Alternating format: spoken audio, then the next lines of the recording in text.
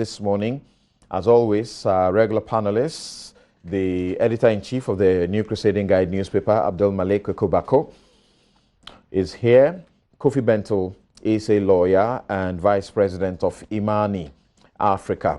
Inusa Hussaini is the Honorable MP for Tamale Central and ranking member Legal, Constitutional and Parliamentary Affairs.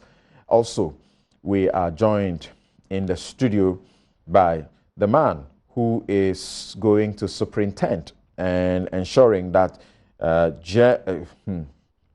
graduates who are coming out of the university and are not getting jobs, at least for this year alone, 100,000 of them will be employed, and they will have an opportunity of 3 years of engagement and being paid 700 Ghana cedis.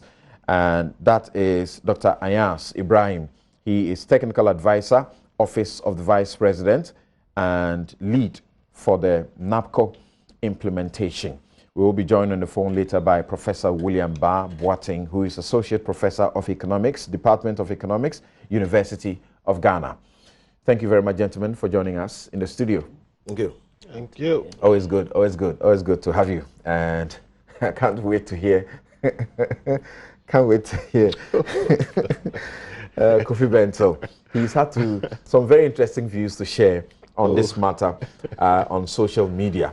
And he makes no excuses at all about his views about this particular matter. So let's begin with listening to the president. He made the announcement, which some have jubilated about, but others are not. Some say the degree certificate is worth more than 700 Ghana cedis. So what are you talking about, really? So let's listen to the president. With the application processes closing on 1st June 2018, it is expected that by 1st July, selected applicants will become this country's first NAPCO trainees, who will receive training and will be deployed to commence their work by 1st August 2018. For the attainment of equity and fairness, every constituency has a stated allocation out of the 100,000 placements. This has been worked out based on a weighting formula, thus ensuring all constituencies, large or small, adequate representation, with the ultimate aim being to help guarantee employability of these graduates. Placements would last for a period of 3 years, earning them a stipend of 700 Ghana cedis every month. Right. So, Doc, I think the biggest question people are interested in, first of all, is where are you going to get this money from? 700 cedis a month for 100,000 graduates who will be the Nation Builders Corps for 3 years to start. Do the maths, and that is a whole lot of money. Yes. Thank you very much, and good morning to all viewers, and may I take the opportunity to congratulate all the members who work within the media fraternity for celebrating the World Press Freedom Day and for making sure that Ghana has been put on the global map of space in terms of media freedom by celebrating it in this country. Right. You alluded to certain issues that we still face within the country in terms of challenges within the media space. That notwithstanding, I believe that this country still stands very tall when it comes to media freedoms, and we congratulate all the people in the media.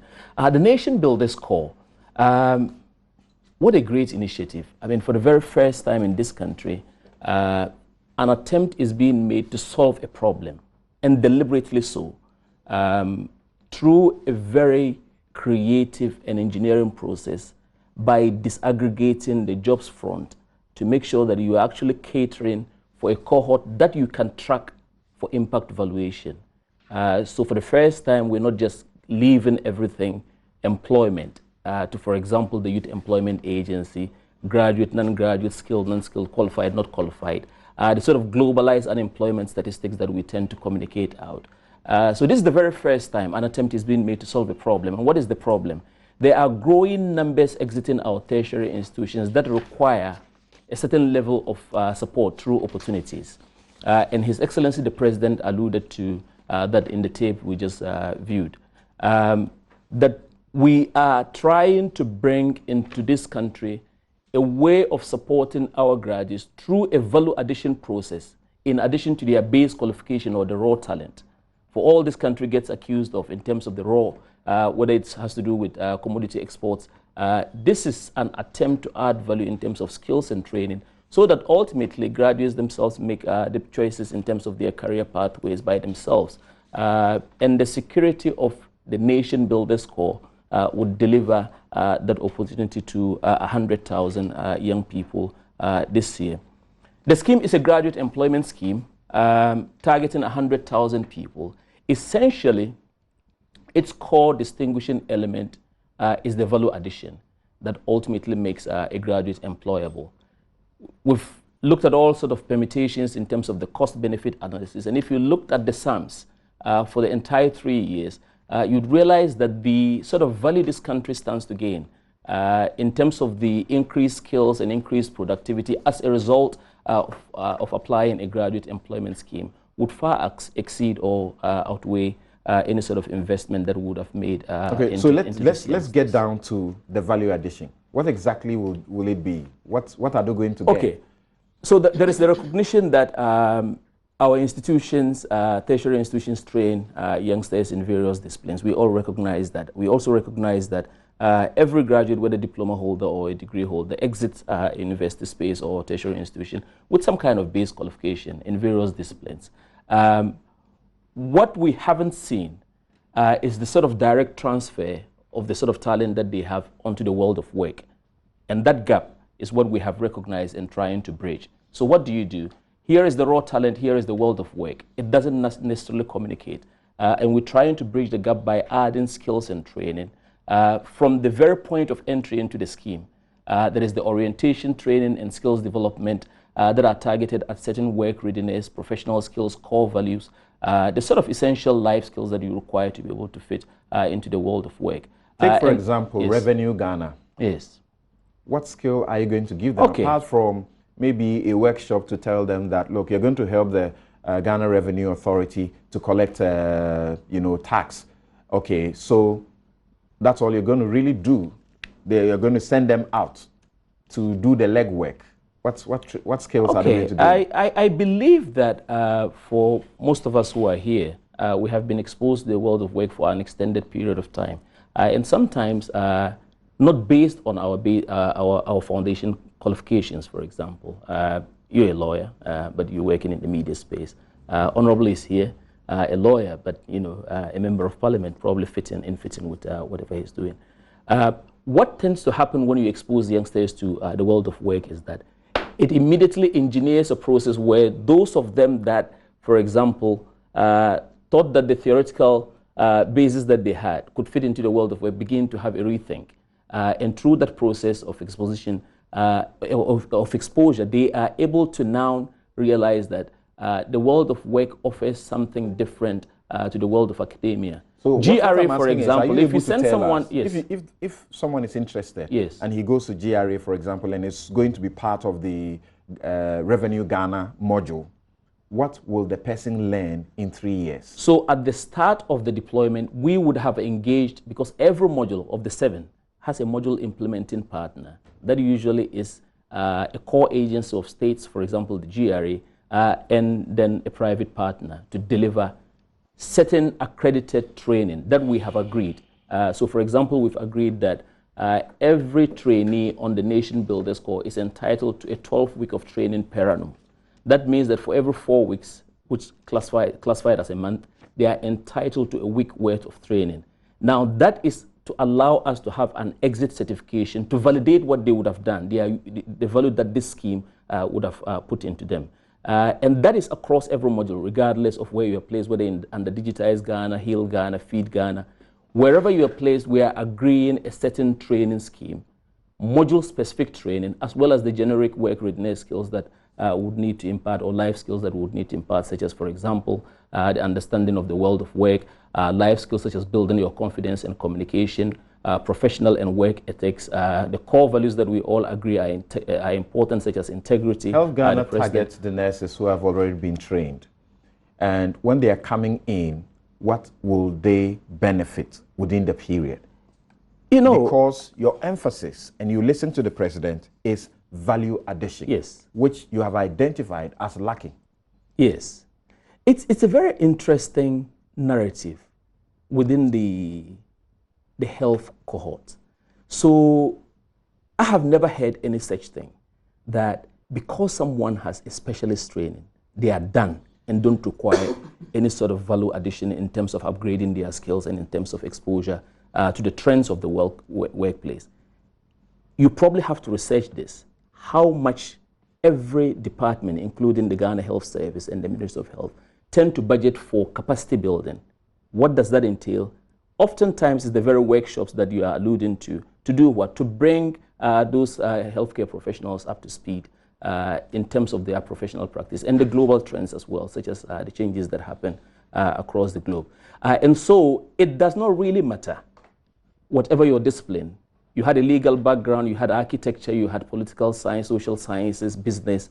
We are interested in exposing you to the world of work through a certain process that enriches you to make those decisions on your own future career pathways without having to have this sense of, I don't know how to call it, but there is a sense that someone has to be responsible for the sort of course that I study at the university, for the sort of place that I end up working, and ultimately even defining future ways. The practical, ideals as regards your emphasis on value addition, which the president emphasized, so that civic Ghana. Yes.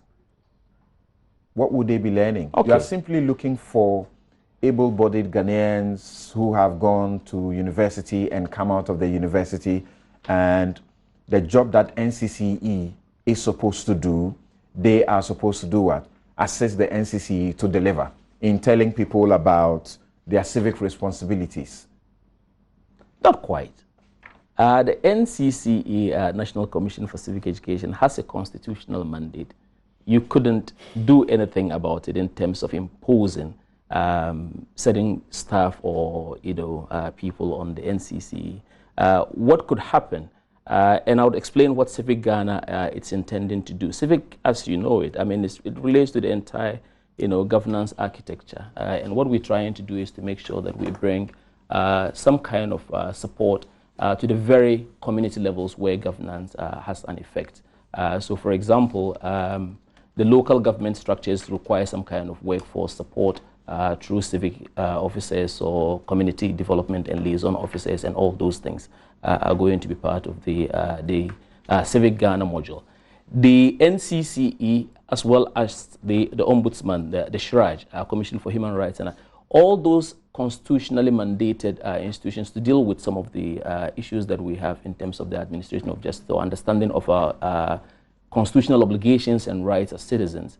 That citizenship element, we would want to be translated into practical reality, so that we don't only have a political season, election season sort of hype about you being, alive to your constitutional rights to vote and all that, but we want an off-election season, sort of all year round, sort of community engagement. Okay, so what value will that graduate have, added to himself after he's gone through the 3 years of being with the Civic Ghana module? That graduate who is going to the Educate Ghana, what is he going to learn? That's all I need to know. So these are all very someone who already has a skill and is able to teach, to go and assist in the teaching profession, or in the field of teaching. Not in all cases. So the modules are demand driven because the scheme is voluntary, and we don't sort of do the sort of supply side of things where if you were not required, we'll just dump you on an organization. And so people would elect into modules that they think, you could be a health professional, but you think that digitized Ghana is the sort of thing you would want to engage with, and then you elect into a digitized Ghana module. But at the core of that is the value addition which you're looking at. And the very practical steps we have... That's not coming out clearly No, to me. we are being very deliberate about specific skills that we want. That excluded these youngsters from employment, the world of employment in the first instance. Okay. I have engaged the Unemployed Graduates Association. They don't want to be called that any longer. They are Association of Graduates in Skills Development. My apologies. That's good to know. My apologies. And one of the major issues that they have cited is, one, although they have the base qualification, the raw talent from universities defined on their certificates, what they lack are the two essentials: skills as well as what? Experience. Now, for the very first time, government is trying to bridge that gap so that when you enter NAPCO, by the time you exit in 3 years, you could tick the box when you see the advert in the paper that says that you're required to provide 2 years experience, you require certain essential life skills, communication, work readiness, digital skills, in terms of your professional ability to write reports, your ability to be able to apply yourselves, in terms of a teamwork responsibility. All those things are issues that we're going to... You have sufficient time to take us through the basics, but the first question I asked was funding. Where's the money coming from? The money. This is currently heavily supported through the budget, public funds. Now, His Excellency the President alluded to the budget statement for 2018, and the suggestion is that 600 million was made available to initiate the scheme. I know that there have been some rough arithmetic done sort of to suggest that 600 billion divided by 100,000 divided by 12 months to arrive at certain figures, but 600 million to start with. That is anchored on tax revenue as well as, because this is highly district-based, then some statutory funds would be aligned appropriately to support this. The common fund? It's not been defined. These are matters that are being discussed, but the money has been allocated for it, yes. Okay. So this is not coming out of something that's backed by a legal instrument, correct? I'm asking because we had a problem of initiating the National Youth Employment Program and subsequently transformed into JIDA, and later we discovered that the many problems, the fundamental issue was that there was no legal foundation for it. And then we had to pass a law that now has created a structure that is helping it to be a lot more useful. You know, Samson, the whole idea of the legal framework, right? So I'm wondering whether in the arrangement of things from the conceptual stages of developing a policy, through implementation, and then execution, and then the evaluations that come as a result.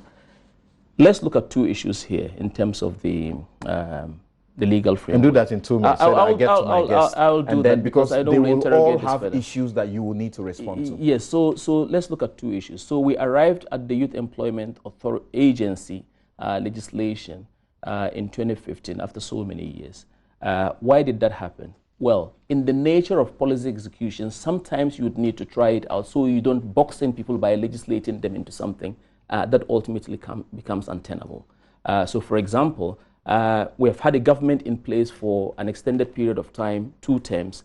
They did not legislate us into 100,000 jobs because they did not prioritize that. We have prioritized job creation and have made sure that we have initiated. Now, its continued dependence on the public funds would have to depend on its own value justification, that it has value to the taxpayer, so that subsequent allocations will query that aspect. And that eventually leads to some kind of alignment and subsequently probably someone sponsoring. So they will raise a number of issues, including the funding, sustainability. We know that eventually the YEA is now sustained on the talk tax, so to speak, primarily. But how is this also going to be sustained? Now, Kofi, Yes. do you hear anything differently from Nation Builders Call, or anything that is different about it as regards comparing it to the YEA? Are these not modules that they could have created in the YEA and say this is only for graduates? I don't hear anything different. Nothing different. And let's be clear, anybody who goes out to slam this thing, I mean, as a total useless thing, will be wrong. Anybody who tries to make it look like this is the greatest thing that has happened to the Ghana youth will be wrong. And says it is the very first attempt that is being made to solve the unemployment problems. That's Doc. I heard that. It's not true. And by the way, if you hear me slamming Doc, I'm the man's lawyer, so it's not personal. But we need to face these things, and I want to look at it as we've been analyzing this from when it started. One, it's not true that this is the first attempt at doing this. It's not new. You could have just taken this and slammed it straight into the YEA. Again, let's be clear. This is a purely political program. There's no economics to it. There's no social aspect to it except to say we are doing something as the people in power today to make sure we are seen to be alleviating the plight of our youth who face unemployment. Let's also be clear about this. Most governments in the world... That sounds like a rather unfair comment no, about the project. I can repeat. I said this is what the powers of the day are doing so that everybody will know that they are doing something about the plight of the unemployed youth. And I'm just about to add that unemployment, especially youth unemployment, is the biggest problem of most governments worldwide. So many of the things around this thing are not, unique. But let's be clear. The problem is so serious, like has been defined by, other persons, that not doing anything is not good enough. So I'm not one to say they shouldn't do anything. Every effort aimed at attacking youth and unemployment is extremely important. To that extent, therefore, this is important. But politicians will do what politicians will do. Why would they go and do YEA when they didn't start it? Those are the things that sometimes I want to give them a certain benefit of the doubt for. But I mean, as those of us who analyze things and try to analyze them as objectively as possible, we have to say it for what it is. There is not much difference between this and what we've seen in the past. Now, I appreciate what my brother is saying in terms of how different this will be. But like I said, I don't see much difference. Let's be clear about this. A year from now, we will come back to analyze the success or failure of this. And Samson, in this country, we have had more than 10 of these efforts. We've had JIDA, we've had under NYEP becoming now YEA, we've had LESDEP, we've had YESDEC, we've had YESP, we've had GEBSS. If you don't know, Google them. We've had ICCES, we've had Skills Development Fund, SDF. We have Youth in Agriculture Program. We have the BUSAC Fund that deals with some youth issues. We have MASLOC, which also has a component on this one. MBSSI has a component. National Youth Authority has a component. I can name them. None of these have anything to show. Point me one major success story.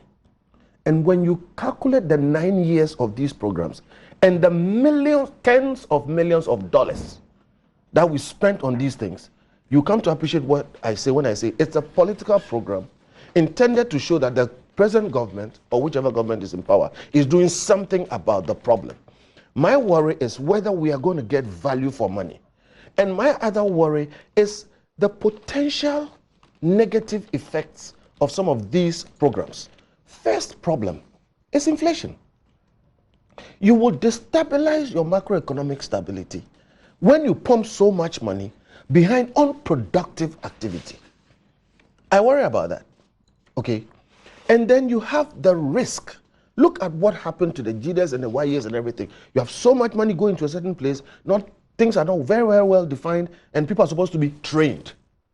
And in the past, we had somebody coming up and say, I'm going to train 5,000 people in XYZ. They train 2,000, they come and collect their money. You don't know what the training did for them, what change happened.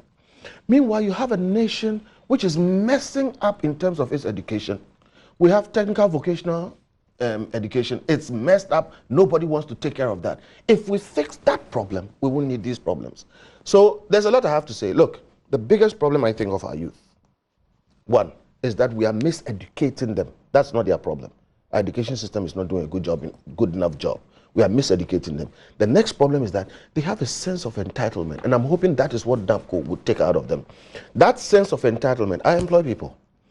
When an average Ghanaian tells you I'm looking for work, they are not looking for work. They are looking for a salary. They want to show up and spend a month, and at the end of the month, take a salary. There's a sense of entitlement that I finished university, so somebody should give me a job. If you finish university, you are amongst the less than 5% of Ghanaian youth who have had the privilege of riding on the backs of cocoa farmers and other persons who are paying taxes to get you through education. You owe them to pay back. They don't owe you a job. That sense of entitlement, maybe the NAPCO training should take it out of them. And there is plain laziness. Plain laziness. A number of us have had to put up, post about some of the things that we've done before getting to where we've gotten to. And it involved hard work. Okay, I told everybody I sold minerals. Okay, and Franklin Kujo, the president, sold fish. How many people? I don't say go and do that now. Okay, but my point is that this whole thing that you can get by somehow through praying hard or some uncle or somebody coming to change your life, they should get it out of their heads. Sometimes you start with a lot of hard work. And then the last point I want to make, and it's very important. Too many of our youth, and I'm addressing NAPCO, there's a difference between learning something and expecting to be taught. I see NAPCO or NAPCO trying to teach them things. Let me tell you, as somebody who also is a teacher. When people sit and say, come and teach me entrepreneurship, or I want to teach you entrepreneurship or whatever, they will never learn it. Even if you take certain industries like IT, you will find out that people who make great innovations are not computer science students per se. They are people who self-taught themselves.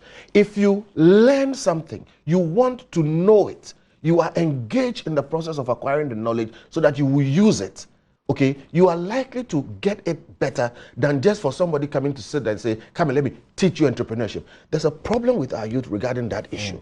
I don't think that doing the same thing we've done in the past is going to make a difference. So what I'm telling the NAPCO people is that we won't rubbish it per se.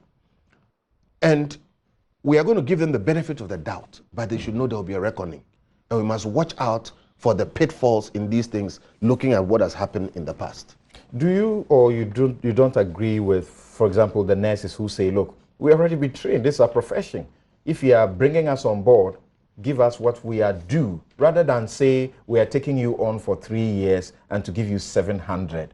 I mean, they don't understand why they should take 700 on this program when their colleagues will be taking twice or more, when they are doing the actual work, have been employed.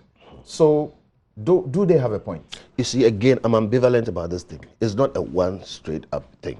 One, the problem with nurses, and I think teachers also in Ghana, is that government assumes the responsibility of finding them jobs. I don't think government has any responsibility to find you a job. If you finish nursing school and you are a nurse, 80% of our people are relying on herbal medicine, and people are dying because of that.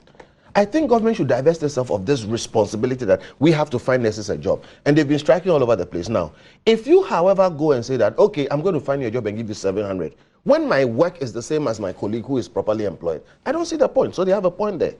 So we are back to the same situation where we are building a nanny state that's supposed to be taking care of everybody from birth to grave. Now, let the nurses go and find their jobs. Take that money, put it in a PDA district, and say that any nurse who comes here, okay, I would top you up with this amount of money. And let them go and find their jobs and put the incentive somewhere there. So it's the paradigm, okay? So in a sense, the nurses are right by saying that, please, why do you give me 700? But my point is that if you won't take 700, go and look for your own job. I would just have to say, there are those who suggest that the better way of utilizing this money is to focus it on the one district, one factory, or one dam, one village, one dam. One district, one factory, you create jobs, permanent jobs perhaps, but not this. Do you share that idea to start with? Thank you so very much, Samson. And my brother here wears many hats in relation to me. He's my brother, he's my nephew, he's my competitor in the last elections. and so clearly, and he's now the boss of NAPCO. Okay. And so let me extend my sincere congratulations to him for being appointed to shepherd. The president hasn't done that. Oh, I thought you were that on his behalf. Oh, okay. So I hope that the president will appoint you. Because when you were coming in, they said that you are a lead person. Okay, so well, so you deserve. Some will feel that you won't wish him that, because if he did that and you know a lot of the youth got employed around your constituency, you've lost your job. No, I won't lose my job. Because if he went for the seat, you see, I won't lose my job. I wouldn't lose my job. Okay. And just like Bentel said, and just like you said, initially when I heard the president in the State of the Nation address, I mentioned the Nation Builders Corps. I thought that was a wonderful program. Because it has happened in many jurisdictions. In America, when they were facing recession, they did that as a stopgap measure to get people to work. They channeled their energies towards productive activities. Productive activities. They build the railways. They build the highways. So I thought that was wonderful. But listening to the president now on the clip, I didn't listen to him on May Day. I think that this is a political propaganda tool. Simple and short. Stated allocations. What does it tell you? What does it tell you? Weighted formula. What does it tell you? Tells you they're targeting. Simple.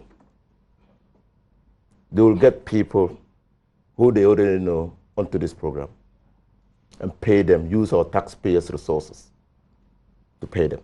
the application process. There's no application process. There's no interface with those who are going to be doing it. It's online. There's no application process. First of all, and you get assessed. First of all, so you are coming from all over the 275 constituencies, yes. 10 regions, the districts, constituted into regions, and they have already weighted. They have a weighted formula for employment. The number that each constituency should get. It doesn't matter the level of unemployment. And unemployment figures vary from region to region. It doesn't really matter. It's a weighted average. And so you are getting this number. Okay? And this number is what we will take. Now, secondly, listening to Dr. Brahama, I also get the feeling that this is not employment. This is just a stopgap ad hoc measure. It's a welfare scheme.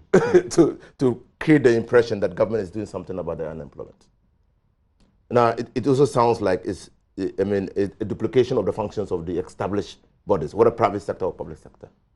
No private sector will employ a person, a graduate from the universities or any tertiary institution without taking him through training. So you need to instill the core values of the institution into the trainees, and then get them to sync with the work attitude in your institution. Just like the public sector. You take commercial bank, take agri-development bank, take the public sector banks, private sector banks. When they employ, they take the people through training. And so what are they doing? What skill sets are they going to give them that will fit squarely into the various models that they are, or various institutions that they envisage? But you make a serious claim that when the president says that every constituency has a stated allocation out of the 100,000 placements, which has been worked out based on a weighting formula. That's ensuring all constituencies, large or small, adequate representation. Yes. You say the NPP already has the people it intends to take on for this? Yeah, that's surely. You don't need to go behind this to know that if it didn't make a difference, that the manner in which they are going to apply for the job may not give room, doesn't appear will give room for that. That's the charade. That's the facade. So we do that and we open it up and people can put in applications and then we will select. That's the facade. Now, but coming back to the fundamental question, and the lead person might help us. What is the strategic blueprint for this program? How is it going to dovetail into the need to get our university students employed? How is it going to deal with the people who are going to be in the program for 3 years? And in 3 years, our universities, our tertiary institutions are going to continue to churn out. Okay, university graduates. So what happens to them? How are you going to deal with the numbers that are coming out? Creating opportunities for employment goes far beyond establishing a builder's core to deal with a continuation of a process, a continuing process of churning out graduates who are fit to go into the world of work. I thought that as a government, what we should be doing and what governments should be doing will be creating opportunities for the private sector to expand and create the necessary jobs. Yes, they're doing all at the same time. They're not doing all at the same time. This is an inefficient allocation of scarce social resources. Because if you direct the 70 million per year, or more than 70 million per year, 70 million per month, times 12 months, to a district program of one district, that I have a problem with. But still, if they might be able to produce and then meet consumption patterns, and then the companies that are producing might be called upon to produce more. And when they are called upon to produce more, they will need more labor. And so they will employ to produce more. But when you direct the resources into training 100,000 people per year, without more, for 3 years, without more, no productive base, no criteria to determine how productive these people will be. How about the value of the fact that this graduate would have been sitting home for at least 3 years? So you will tell me there that are those who have sat home for more than 3 years and have practically no work to do. And like they say, the devil will find work for that idle hand. Now, if they get into such jobs, like he suggests, there will be some value addition. Even if all they do is a legwork they need to do around a particular, module, like GRA, if all they do is be sent out to chase people to pay their tax, they will learn something. So if you are telling me that this is just a social program, it's state socialism, that the state thinks that it has responsibility to take care of its citizens in a way that it can redistribute state resources to these citizens so that they don't feel, let down, and the state is just distributing the resources. Welfare state, I don't have a problem. I don't have a problem with that. But if you create the impression that you are dealing with a problem that will empower your citizens to go into the world of work, what are these universities and tertiary institutions doing? They are training us for the world of work.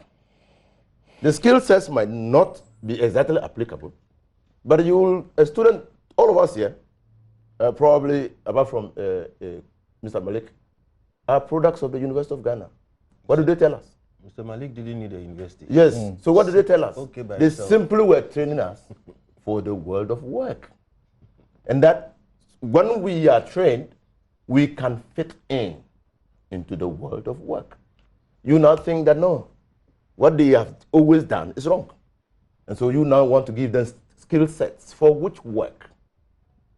So if you tell me... Didn't you find any difficulty landing your first job after university? If that is, when you left university, you didn't pursue further studies. No, I didn't find any difficulty. But many do because they are being required to show 2 years work experience, 3 years work experience, or at least a year's work experience. And they are saying this will give you that. You say it won't? It depends on the work they want. Yes. Work experience did not start just a few years ago. Even at the time that we moved seamlessly into jobs. I was a teacher, I trained as a teacher. So first of all, I didn't have a problem. I just went to the classroom and taught.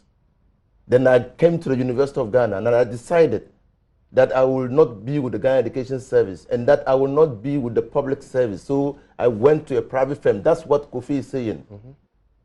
And I could wake up, I could be awoken in the middle of the night to do a case, to go to a police station. And I knew that I was working for myself. And that applies to you as well. Right. You don't wait for anybody to pay your bills. Yeah. That's all. And so I sympathize with the graduates. I have got a graduate daughter who has done masters. She cannot simply get work. Tell her that go find the work yourself. Okay. Okay. So yes, I think that I have a fundamental problem with this and difficulty in understanding the conceptual basis for this program. I think that is simply part of the inefficiencies of government. Government clearly is allocating our resources poorly, and government is taking on board too much expenditure that might not result in any meaningful impact on the lives of the people. Government might get diverted from its desire to create that prosperity. And all these things that we're talking about hinges on one thing: creating prosperity. When the economy starts growing, when the private sector is driven by demand, when consumption is equal to expenditure within the system, when there is excess income by reason of people's hard work, productive hard work, the economy will expand and employment will be created. But you need a strategic blueprint to be able to do that. Interesting. Kuku, the president said that NABCO will enhance the dignity and self-esteem of our graduates and will also present them with the added benefit of efficiency and effectiveness in the delivery of some essential services. That apart, he also believes that NABCO, by the remuneration, the stipend that it will give them, is a modest but important beginning towards the restoration of their dignity. You don't agree? I do. I do agree. You see, I'm not surprised at that element of cynicism or skepticism that this whole project appears to have generated. It's not surprising. Indeed, is to be expected. And I've also heard this is nothing new. It will end the same way earlier initiatives ended. Again, I'm not surprised at that too, because the history is there and a lot of it. So people are, decided that, look here, nothing really works under the sun in this part of the world.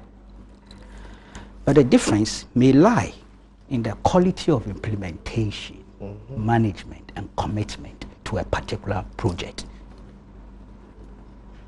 I'm not one of those who thinks that Ghanaians are incapable inherently in making things work. So whilst we have a history of failures relative to such projects, I'm confident and optimistic that we still have Ghanaians who, given the opportunity, are capable of delivering and surpassing and making failures of the past look like nothing. Philosophically, look, this is a party that believes in the private sector, and it says so every day. And indeed, if I can recollect correctly, the president, in dealing with this matter at Kumasi, actually hinted about the government's commitment to drive and grow the private sector so that it will be the main source of long-term sustainable jobs. So this NABCO, I nearly said NACO. It's not a substitute. The president and his administration have not indicated anywhere at any point in time that this is a substitute for growing jobs, if you like, in a sustainable, long-term way. They haven't said so. The question is, what is the prudence in the utilization of the money that will be involved if what they are doing and the skills that they are supposed to get, they can get anyhow if they were provided a job? Where are the jobs? Definitely we have a deficit relative to jobs. The jobs are in the informal sector. No, can I finish? Yes, sir. We have a deficit. The informal sector, do they go out there and grab the people and give them employment? anyhow. We have people who are not even employable. They are unemployed, but they are unemployable. Mm-hmm. There's an ocean of unemployable Ghanaians out there.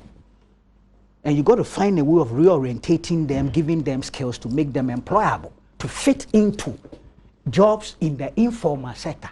Otherwise, really, they are not just there as a magnet drawing everybody from anywhere. But the point I'm making, the prudence lies in the pragmatism that is being adopted. You have a huge challenge of a growing unemployed population out there, which actually borders on national security. Right. Could be sitting on a time bomb. So you come in, you are a government of the day, you know you are just 15 months, you couldn't have created 10 million jobs to take care of people. You couldn't. But you got to do something. So pragmatically and realistically, you go about developing a strategy to cure that mischief.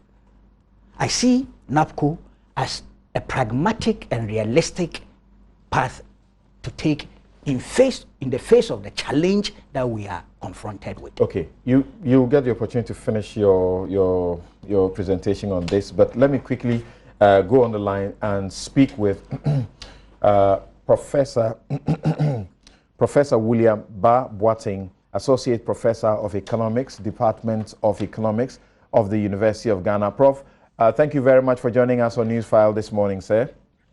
Thank you, Samson. Right. People have concerns, and some say really very genuine concerns. Do you agree with those who say that we have better use for the money that we are going to allocate for this project? Well, Samson, is it possible to say yes or no? Because as an economist and somebody who does a lot of work in the area of labor economics, I want to look at it from a broader kind of angle. In youth unemployment issues, and one of your panelists made mention of the fact that it is not only Ghana that is facing that kind of problem. Almost all African countries are having that kind of problem. And it's not only youth unemployment, but it's also even low quality of jobs for young people. So that is the challenge that countries, including Ghana, are facing currently. And to have this kind of challenge, there are three ways of tackling the problem. We have the short-term measure, we have the medium-term measure, and then we have the long-term measure. The long-term measure is where you come up with policies, strategies to be able to grow the economy by expanding the private sector, create permanent job for everybody. That's the long-term strategy. Then we have the medium-term, where you identify some of these young people who are deficient in certain kind of quality skills to be able to get into certain activities. So you have some 3-4 years, train them to be able to place them in some kind of employable activity and to get them going. And the short-term measure is to go on what you call the public works, road construction here and there, to be able to do something just immediate so that you can have time to think. So that is how we try to achieve that kind of objective of solving unemployment problem. So the government is on the right path. It's doing this in the short term, and then it has a long-term, long-term plans, including one district, one factory, correct? And yes, the agenda again of empowering the private sector is still on.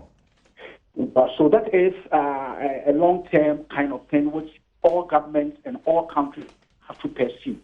And for the national nation that you are discussing, it is very difficult to speak to it because, I'm not privy to document backed by some kind of background research to be able to contribute and so on. But I see it as a program in the short term to be able to achieve a very important objective. One, I heard that some people will go to this assembly to be able to collect revenue and so on. What it does is that in unemployment, there's what you call frictional unemployment. Some people who are looking for jobs, then we have some openings, activities where some people know that they are there, and therefore they cannot fit into it. So if you are able to identify a particular gap in economic activity, like the tax system, and I always say that people are not paying rent tax, property tax, and so on. If the current system is not able to come up with innovative ways of collecting tax from that angle for the government, and you identify graduates who will go there and get that kind of money, government will benefit and it will pay them. So it means that it's not going to be costly, as it were.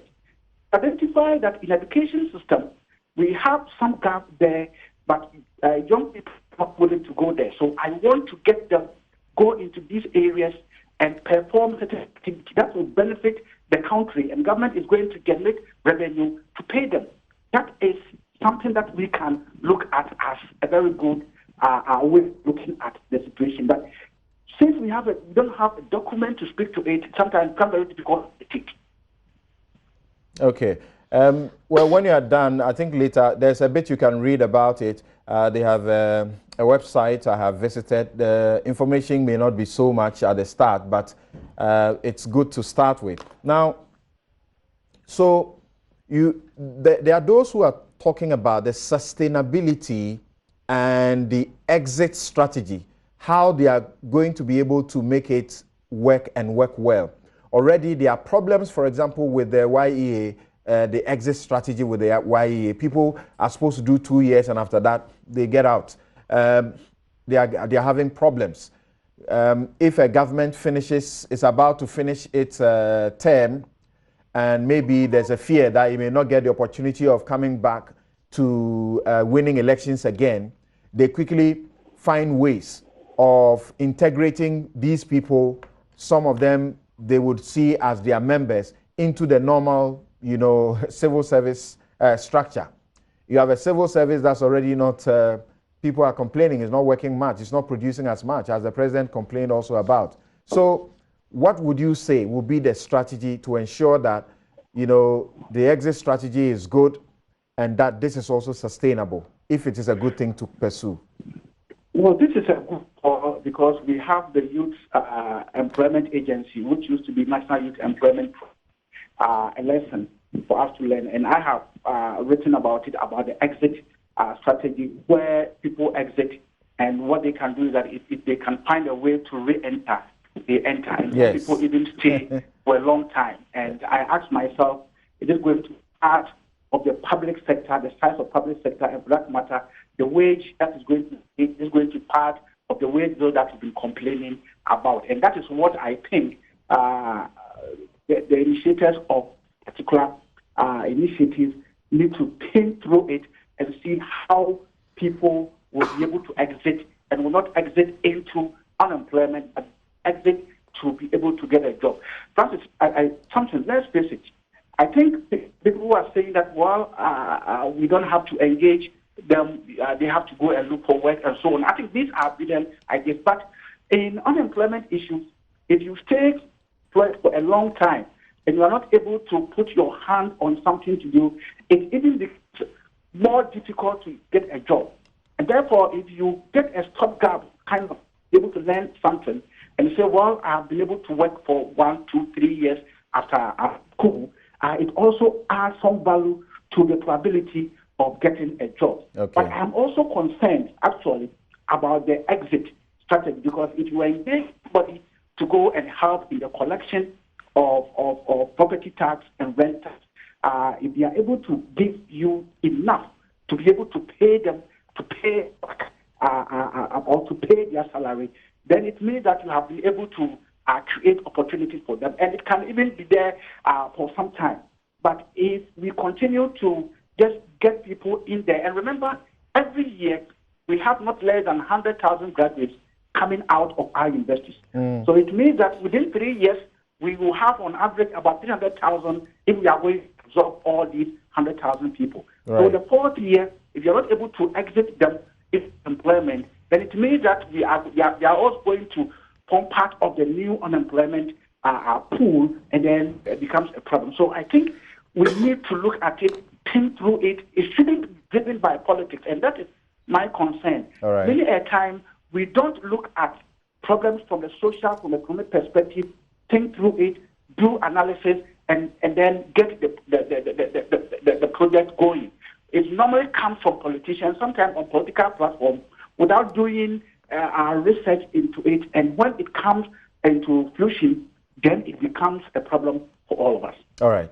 Thank you very much. Professor William Boateng, Associate Professor of Economics, Department of Economics of the University of Ghana, on the line there. Kweku will finish, and when he's done, I like to pick your brain quickly on this, the aspect of, they are not going to, you see, there was a problem with the JIDA NYEP, module, where instead of using state entities and agencies that had the expertise to assist in these kind of trainings, they used private, operators. We are hearing that in this one too, they are going to have private partners.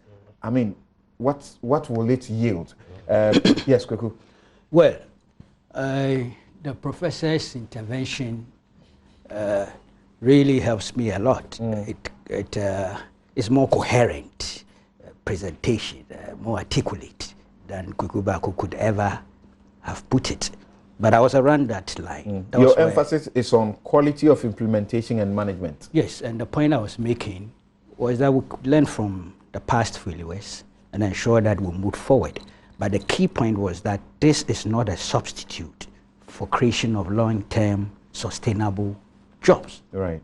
And the president himself had made that clear. Right. So this is a pragmatic, realistic approach within the context of the short term that the good professor was alluding to. It could even extend slightly into the medium term. This is not, I'm sure, what my brother Fuseni wants to see as a blueprint. He would want something more comprehensive. Right. And he would be right in making that kind of This demand. just outlines the modules. Yes, and but it does help. Yeah. For starters, it does help. It is this whole thing about Enterprise Ghana. If I read that there's a linkage to industry. In this case, the 1D, 1F, as well as existing industries. It says Enterprise Ghana is specifically designed to assist with the effort to industrialize all parts of the country. Current policy initiatives in this area include a district industrial drive under the One District, One Factory initiative, the drive to stimulate existing industries. So there are linkages to the point you were making about it would have been better if it was within the 1D, 1F. Obviously, from an incipient point of view, I mean the beginning, you can see the vision takes care of the point you are making. That there are linkages there. So really, I think that we should give it a try. Make sure this time diligence, efficiency, and commitment are clear. That's what we should do to ourselves. We can't just be stagnant. We can't give up. We can't, put our hands in the air and say we've given up and that it cannot work. The radical, constructive criticism, and some of the points Fuseni and Kofi raised are critical and constructive. But out there too, it's a lot of radical. Real politics. You see, and it doesn't help anybody. Okay. To be honest with you. So I am for it. I'm voting for it. The work experience that will come, the skills development that will come are all part and parcel of the value addiction. Okay. Right. Now I'll come to Doc, but before I do that, I wanted you to make a comment about what was identified as the major failure of the youth employment, and JIDA thing. I think it's extremely important. What Kweku just said, we can throw our hands up in the air, but we will not be smart to pretend that we've not been down this road before. And indeed, again, this matter, like Kweku is saying, we are kind of for it. I am cautiously, in favor of it. I am ideologically opposed to it. I can explain that to you and you'll see how much it makes sense. But like I said, we have to do something, But we should learn the lessons of the past. That being said also, the state institutions partly have failed, and that's why we are where we are. I agree. That's one. Number two, executing this very well cannot be something that we leave only on state institutions. So for instance, although I'm so cautious about all the things that I'm saying, look, I have been training in the same areas they've been talking about for over 10 years. If I'm asked to help, I'll help. It does not mean my concerns are removed. For instance, I think there's some policy incoherence, in what is going on. Look at what's happening with the law school, for instance. You are throwing people away, people who qualify, who are prepared to pay.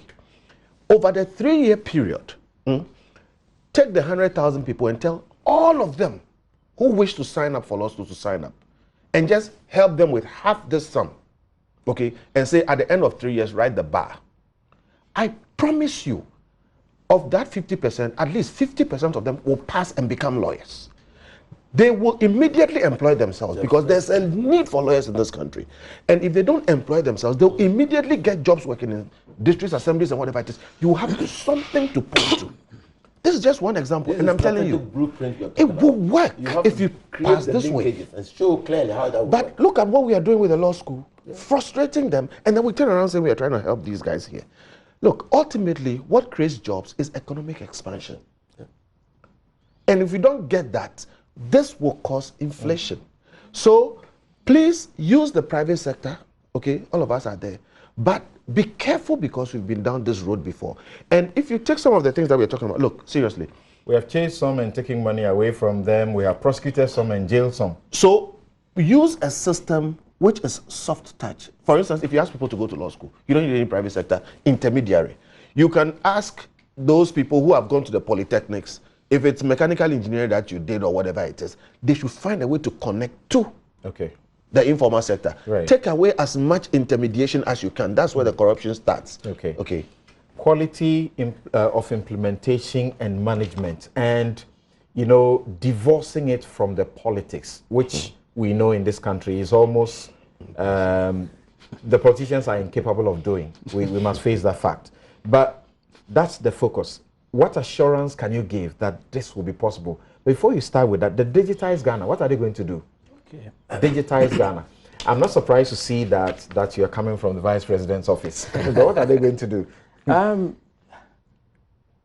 Very well reviewed by all present here. And of course, that only helps to enrich the process. Now, I made a fundamental statement that we have never had a direct graduate employment scheme. That is factual. We have never had the sort of comprehensive and coordinated scheme that is meant to bridge the gap between academia and the world of work in the sense that this is being done currently.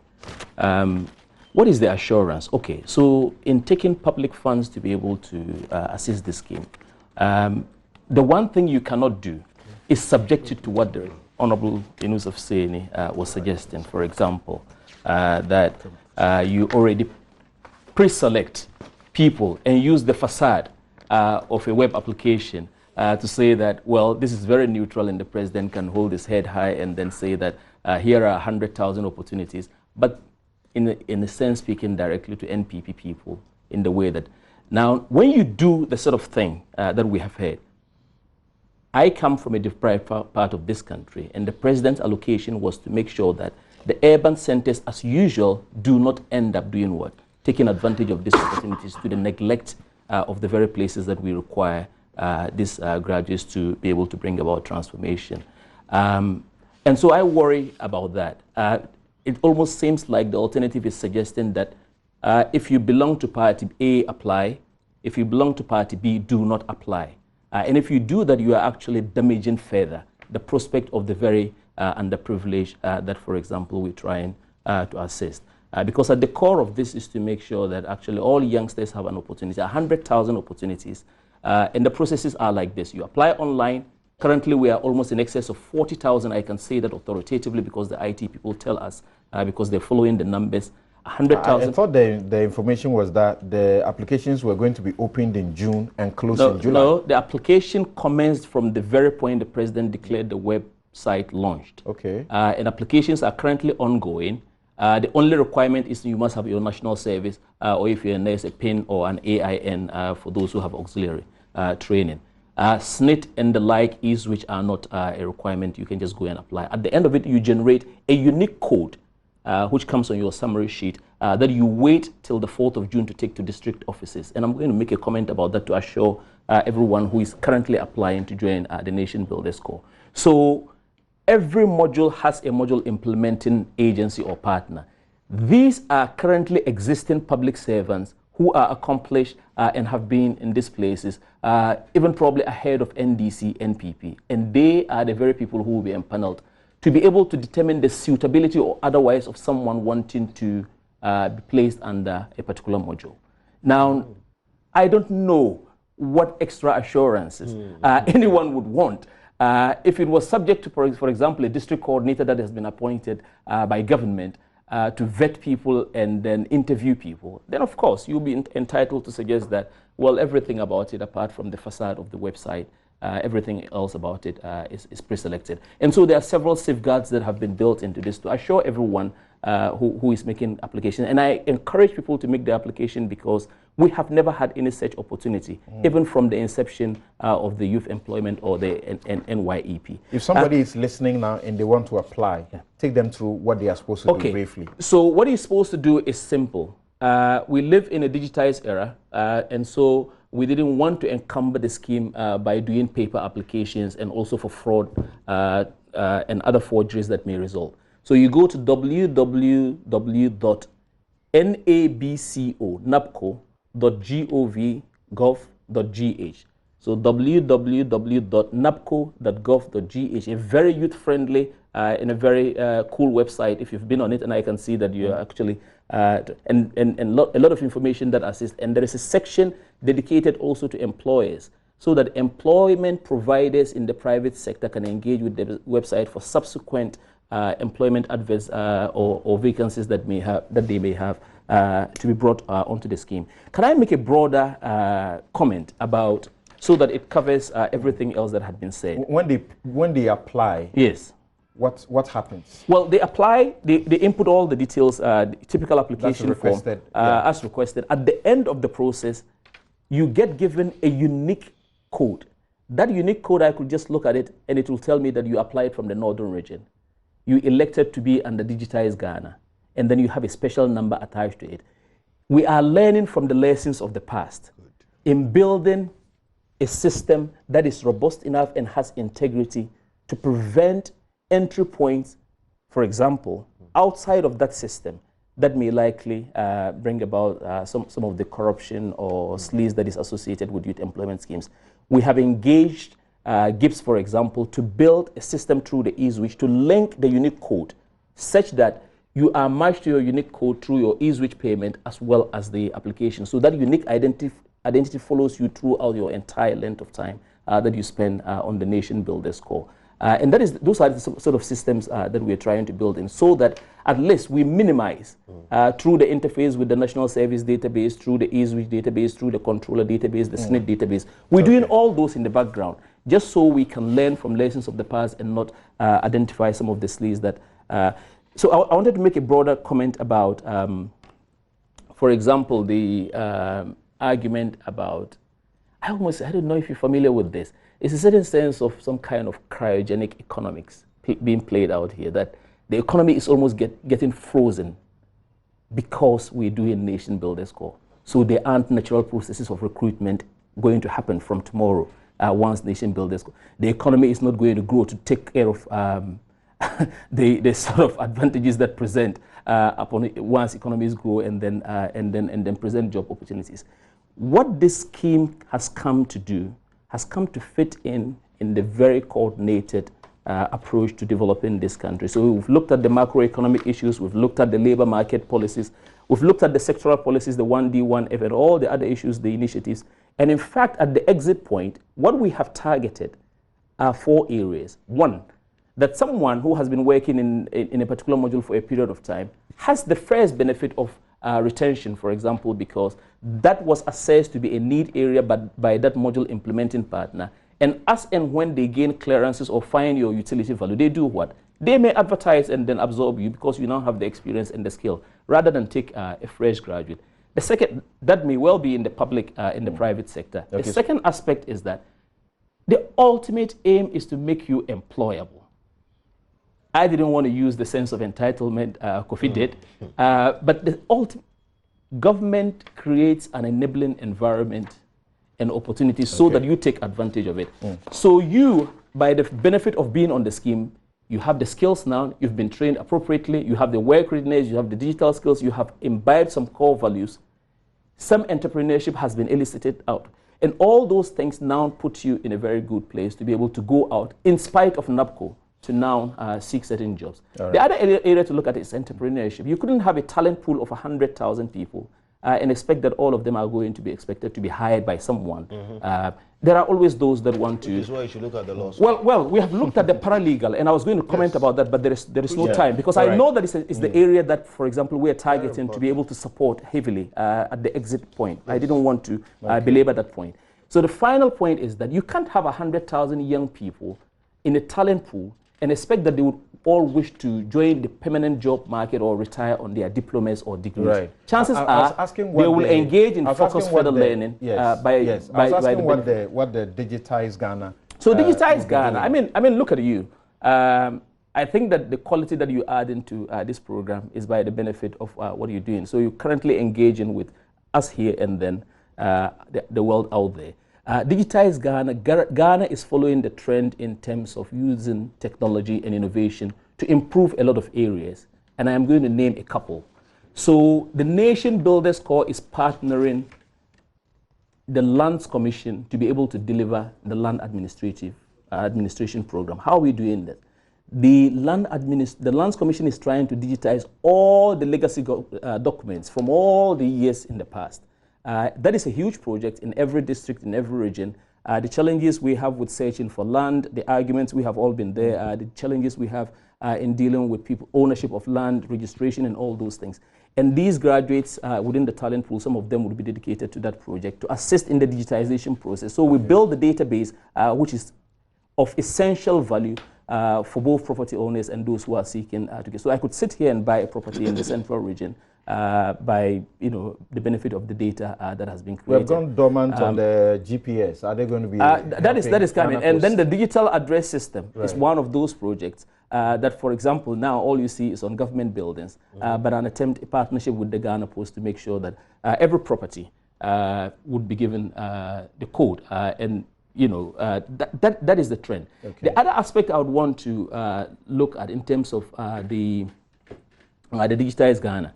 Now, if you think about it, there is a current attempt to do something about educational system that in trying to relate to the old style of teaching using the blackboard and the chalk, the trend has moved on. People are using whiteboards. Some people have progressed to using electronic boards, smart boards they call them.